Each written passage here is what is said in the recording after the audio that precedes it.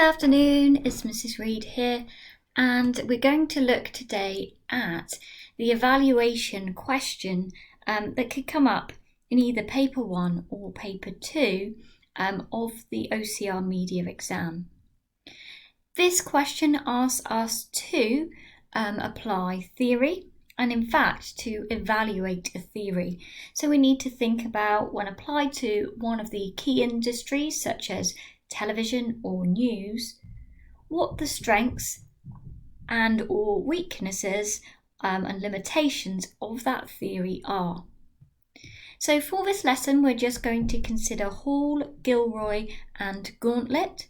Those are the three representation theorists that we have looked at in the last few lessons. So let's start there with a bit of a recap, just to refresh what we already know. So I would like you to tell me which theorist argues that the media constructs racial binaries, which leads to the creation of the other. Which theorist argues that the media provides a diverse range of identities from which we can pick and mix our own?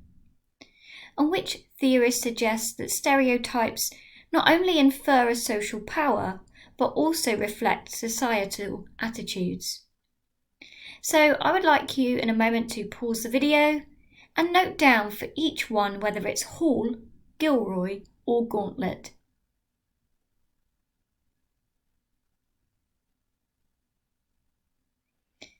Okay, so just looking here then at the first one, the media constructs racial binaries and positions us to view, different people as people who are different to us, whether in their ethnicity, in their race, even in their gender.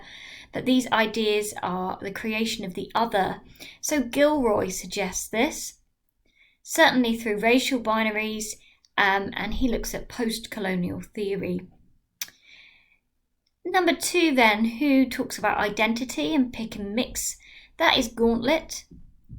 And finally, number 3, the ideas about stereotypes, we can link back to Hall's theory of representation. So when we're looking at this question, let me just show you a couple of examples. We're being asked to evaluate the usefulness of one of the following theories. Now, this could have come up for a long-form television drama question, or it could come up for news. You will always be given 2 theories to choose from, and you decide which one you think is most useful and then evaluate it. It's worth 10 marks, so it's not a very long essay response, but it does need to be clearly structured. So you can see here, if I look at the top one, we're asked to look at Jenkins' theories about fandom, or Barth's theories about semiotics. So what I really need to be able to do here is to very quickly establish what I already know about that theory and what are some of the key aspects of it which then can apply to long-form television. You can see in the bottom example that this time I'm looking at applying theories of industry. So I might have to apply either Hesmondhal's theory or Karannan-Seaton's. Again, I need to be able to draw very quickly on my knowledge. So if I know, for example, that Hesmondhal's theory of cultural industries suggests that industries are driven by profitability and risk, that kind of an idea then leads me straight into being able to answer this question. And if I can do the same for Karannan-Seaton and say, well, okay, they suggest that the media industries are driven instead by profit and power, this is really where we need to be. Okay, we need to, let me skip over this a minute. We need to know the names of each theorist and how it might link to a key concept, so whether that's language, representation, industry, or audience. We need to be able to identify key aspects of their theory, so to be able to break it down into 1 or 2 big ideas. We then need to be able to think about applying them to news or long-form television and thinking about not just their usefulness, but what their limitations might be also.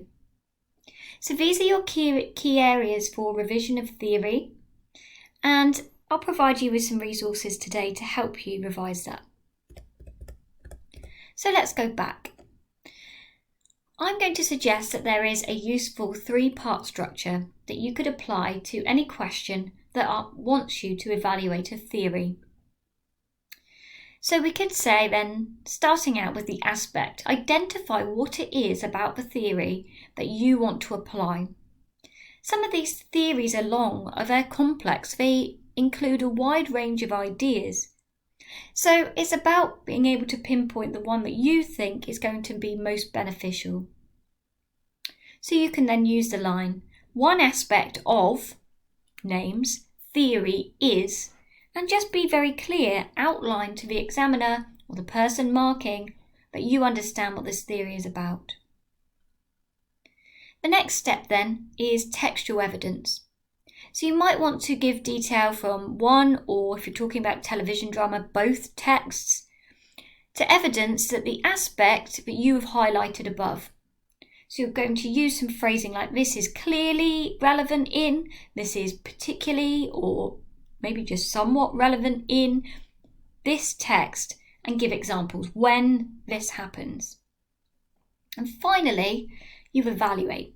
And this last bit of it is absolutely crucial in getting the marks, because you need to be able to show that you've really thought about the theory. So this theory is useful in achieving this, and then you might say something about its limitations. So a phrase like despite is useful. Despite its limitations in X and X, it does allow us to do what?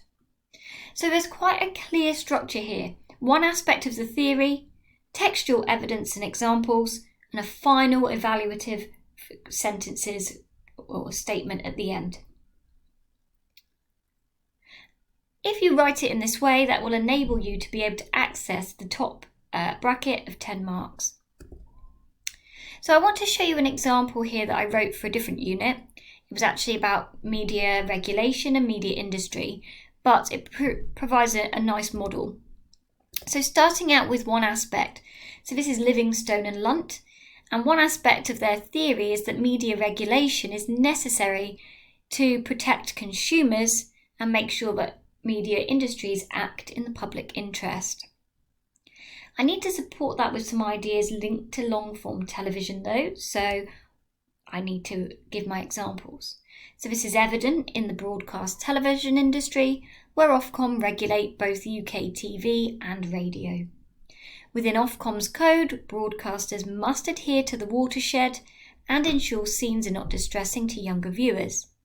However, such regulation does not apply to Netflix, a digital streaming service, and such content for users is not restricted unless parental controls are applied.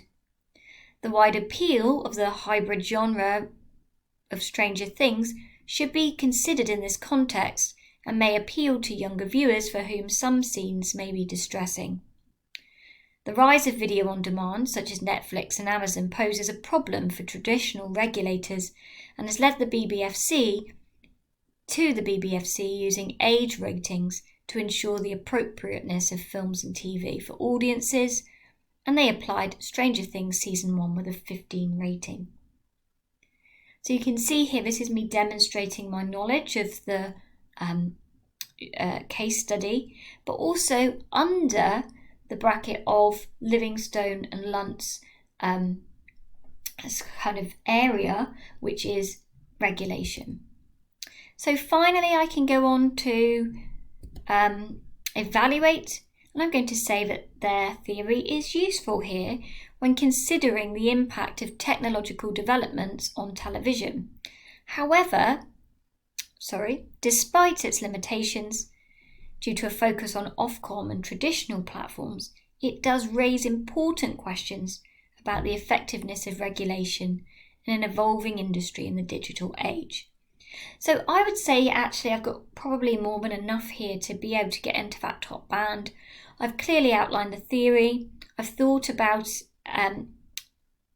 the case study from that particular perspective or through that lens, and I've evaluated how and why it might be useful and also limited. So as I say, this is all about knowing the theory well enough, and the challenge really is that there are 19 theorists to cover. Now, some of them we already know really, really well, have applied lots of times, but some of the representation ones we've done less so. So these are the ones I want you to focus on for the moment, just revising and practicing the representation theorists such as Gilroy, Hall and Gauntlet. In fact, OCR do provide a nice document where they talk about the usefulness and limitations. I don't think these ideas are in any way exhaustive. I don't think they necessarily always use the same phrasing that we have. So I'm not the biggest fan of just using the grid format, but for quick revision and for looking at applying them to this type of question, it can be a useful starting point. So you can see here, if we look at Hall, for example, they say Hall is useful because it can be applied to any media product, and they talk about the way in which it could apply to newspapers. However, they think a limitation is that it is just a general representation theory and it isn't designed to be specifically applied to news. And the same for Gauntlet, who they recognise, again, it's really good for exploring identity and the way in which the newspapers might offer diverse messages. But it's limited because it assumes that audiences, have power really over shaping these ideas. So we can see that there's a grid there. Anyway, sorry to kind of waffle off there. To go back to look at usefulness and limitation for revision.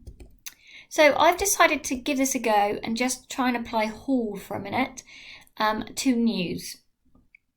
So I have taken one aspect of the theory, and that is that stereotypes reflect societal attitudes and infer a social power. I'm applying it to newspaper front pages, where stereotypes are utilised often to communicate meaning with an audience very quickly. Negative stereotypes might be evident in headlines about emigration, for example, which then may reflect the kind of ethnocentric values of the newspaper and reinforce their readers' fears about immigration. And Hall then can argue that this creates kind of social outcasts and others, and perhaps this is most evident in tabloid newspapers, where we often seeing sensationalised stories that are designed to provoke kind of outrage in the audience. And then we can say then that the theory is useful for exploring the power of stereotypes in the news and the way that this might shape an audience's perception of the world. Despite its limitations in it focusing on media generally rather than news specifically, it can still help us to explore the role that newspapers play in constructing versions of reality. So I would like you to have a look at the two examples that I've given and to have a go. You may choose any of the theorists. You can definitely still choose Hall because you can choose another aspect of the theory. I would like you to think about how it would apply to news media and try and use that ATE, the aspect of theory, textual evidence and evaluate structure. Make sure though, please, that you do reference somewhere in it the limitations of the theory. That's really important for getting into the top band. And let me know how you get on. Send me over your example. You might choose, depending on timing, you might choose to do more than one. Try and apply two of those theorists. Send your work over to me and then I can come back to you with some feedback and we'll go from there.